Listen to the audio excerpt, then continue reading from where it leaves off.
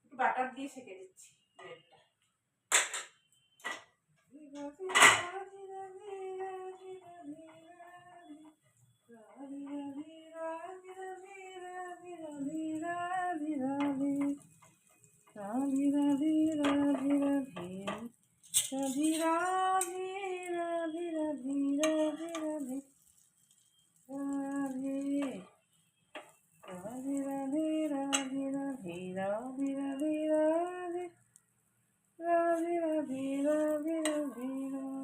Good morning, সুপ্রভাত বন্ধুরা, সবাই কেমন আছো? আশা করি খুব ভালো আছো। আমিও খুব ভালো আছি। সুতোবু কিচেনে তোমাদের সকল ওয়েলকাম জানিয়ে আজ আবার একটা নতুন ব্লগ শুরু করলাম। আজকে হচ্ছে সোমবার। চান টান পুজো টুজো সেরে এই এলাম জলখাবারে। আমি খাবো, ওই কালকে ডাল ছিল, মুড়ি দিয়ে খাবো, এর ব্রেড দেবো, পেঁপে খাবো, ব্যাস হয়ে যাবে। দুপুরে রান্না কি করবো দেখি না, দেখি না, এঁচড় আছে তো এঁচড় করবো। এঁচড় আছে, কালকে 2 পিস ডিম আছে, ব্যাস আর কিছু করবো না। এটা কেটে দিচ্ছি, কেটে তো ডাক্তার বসছে বললো, শোনো কেমন ডাক্তার জানি ওটা।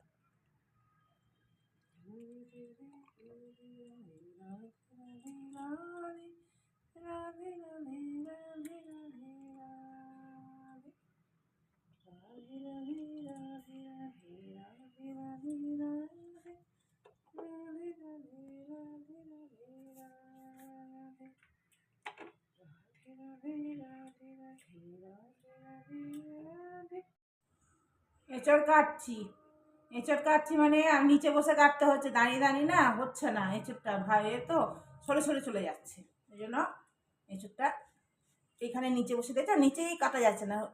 দেখে মনে হচ্ছে ছোটো এঁচড়টা, কিন্তু খুব বিচকে এঁচড়, বিচকে বলে না, বিচকে এঁচড়ে পাকা, সেই এঁচড়ে পাকা খুব একটা ভালো হবে না। এঁচড় ভালো আনতে পারছে না, একদমই ভালো হবে না।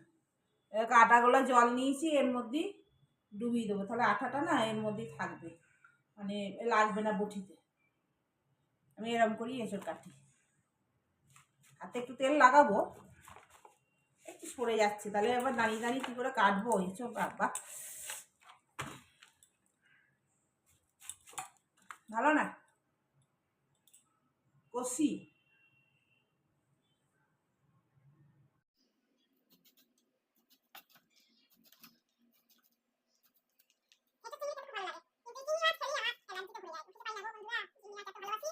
একটু বেশি করে আলু দিয়েছি, এঁচড়টা খুব একটা ভালো নয়, একদমই ভালো নয়, একটু কষা ভাব আছে, যাকে এই জন্য আলু একটু বেশি করে দিলাম।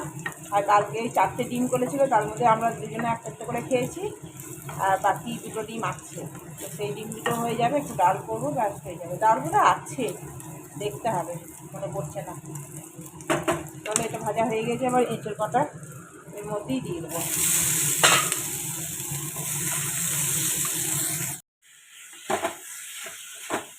এঁচড় কষানো হয়ে গেল, এবার জল দিয়ে দেবো, ব্যাস হয়ে যাবে।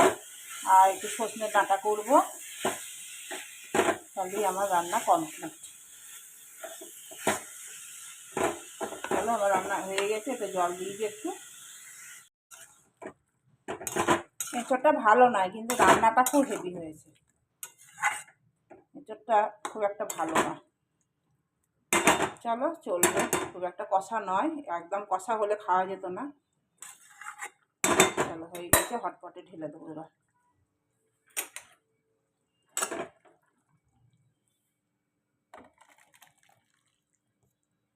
এটা ঢাকা থাকলে কী বলো তো, গরম থাকে, আর খাওয়ার সময় বেশ আর গরম করতে হয় না। আমি একটু ধনেপাতা দিয়ে দিই, ধনেপাতা বেশ ভালো লাগে খেতে।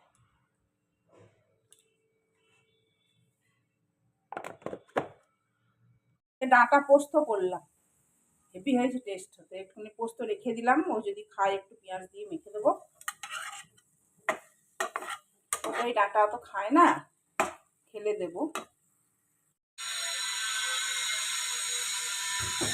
তুই খুলে যাবে তো,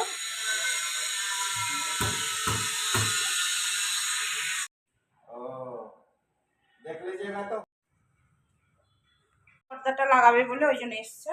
পাইপ লাগাবে, পাইপ না পর্দা না করতে হবে না, এই জন্য পর্দার মাপ নিতে এসেছিলো, আসবে এক্ষুনি লাগাতে।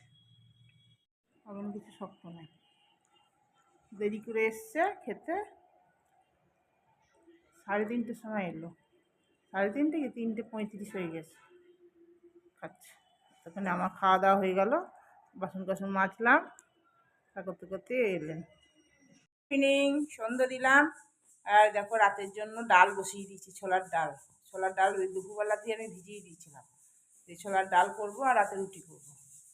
আর এখন টাইম হচ্ছে 6:30। আর ও এখন আসেনি, আসবে, দুধ টুধ আনবে, দুধ বেশি নাই, আনবে। আর আমি তোমাদেরকে কিছু জিনিস বানাবো, সেটা তোমাদেরকে শেয়ার করবো, কুকিজ বানাবো। তো চলো তাহলে দেখতে থাকো, তোমাদের দেখাই, চলো দেখি করি। ওটসের কুকিজ বানাবো, তাই তোমাদের কাছে একটু শেয়ার করছি। দেখে 1 বাটি ওটস নিয়েছি, এমনি নর্মাল ওটস, 2 চামচ মতন আমুল পাউডার দিলাম, বাইন্ডিংয়ের জন্য আমি আটা দিলাম, ময়দাও দেওয়া যায়, আটা দিলাম আমি। ফ্লেভারের জন্য আমি একটুখানি ওই দারচিনি গুঁড়ো করে নিলাম, ওই দারচিনিটা একটু দিলাম, খেতে ভালো লাগবে। এগুলোকে সবগুলোকে একবারে মিলিয়ে নেবো। আমি 2টো সুগার ফ্রি দেবো, এটা সুগার ফ্রি বিস্কুট বানাচ্ছি, তো এর মধ্যে আমি একটু দুধ দিয়ে দেবো। মধ্যে আমি দুধ দিয়েছি, এটার মধ্যে দিয়ে দেবো, এই সুগার ফ্রিটা গলে গেলেই আমি এটার মধ্যে দিয়ে দেবো দুধটা। এর মধ্যে এই সুগার ফ্রিটা গলে গেছে, এবার আমি এটার মধ্যে দুধটা দেবো,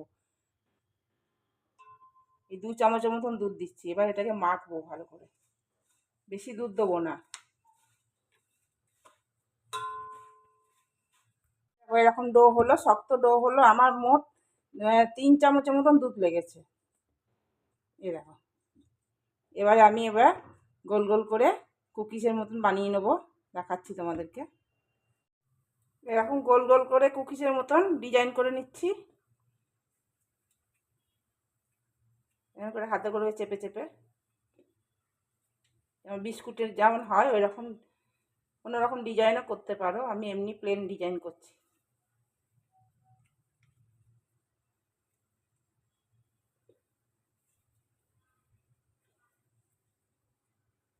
ড্রাই ফ্রুটস নিয়েছি, এরকম আমন্ড বাদাম কুচি করে নিয়েছি, আর একটু পেস্তা কুচি করে নিয়েছি, আর একটু কাজু বাদাম কুচি করে নিয়েছি, আর একটু কিশমিশ নিয়েছি। এবার আমি এর ওপরে ওপরে সাজাবো, একটা একটা করে লাগাবো, কিশমিশ, কাজু, আমন্ড বাদাম, পেস্তা, এগুলো দিলে খেতে ভালো লাগবে, দেখতেও ভালো লাগবে।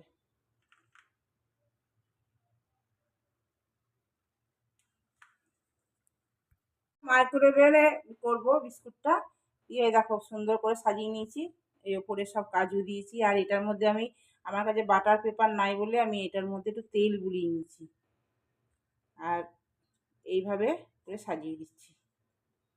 কাঁচা অবস্থায় এগুলো দিলে না এটা বসে যাবে, আর ভিতরে দিলে জ্বলে যাবে, মানে মেখে দিলে জ্বলে যাবে, ওই জন্য একটু একটু চেপে চেপে দিচ্ছি।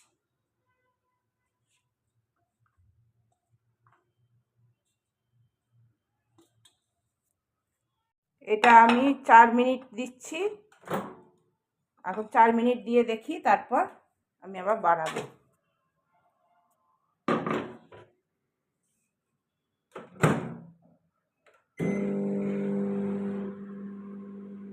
এই দেখো কি সুন্দর কুকিজ হয়েছে, এখন বড্ড গরম, হাত দিতে পারছি না জানো, খুব সুন্দর হয়েছে, দারুণ হয়েছে। একটু ঠান্ডা হোক তারপর তোমাদেরকে দেখাচ্ছি। আমার মোটামুটি 10 মিনিট মতন লাগলো আমার মাইক্রোওভেনে, 4 মিনিট দিয়েছিলাম, তখন দেখলাম ঠিকঠাক হয়নি, এখন ভর করে সেন্ট বেরোচ্ছে একদম।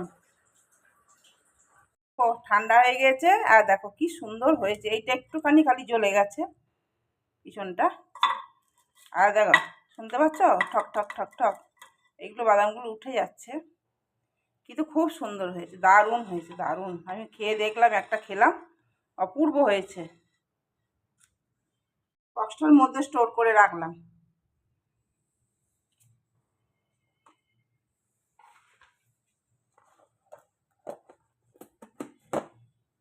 ডালটা মাখবো, আর ডালটা সেদ্ধ হয়ে গেছে, ডালটা সাঁতলাবো, অনেক কাজ আছে। ডাল হয়ে গেল, ছোলার ডাল করলাম। ছোলার ডালটা সেদ্ধ করে রেখেছিলাম, সাঁতলে দিলাম ডালটা, জিরে দিয়ে শুকনো লঙ্কা দিয়ে আর একটু আদা গ্রেট করে দিলাম। এবার একটু নুন টুন ঠিক আছে, মিষ্টি দিলাম। ডালটা ভিজিয়ে রাখলে না এরকম গোটা গোটা থাকে, একদম সেদ্ধ গলে গেছে, সেদ্ধ হয়েছে আর বেশ গোটা গোটা থাকলে খেতে ভালো লাগে। ওই জন্য দুপুরে ডালটা ভিজিয়ে দিয়েছিলাম।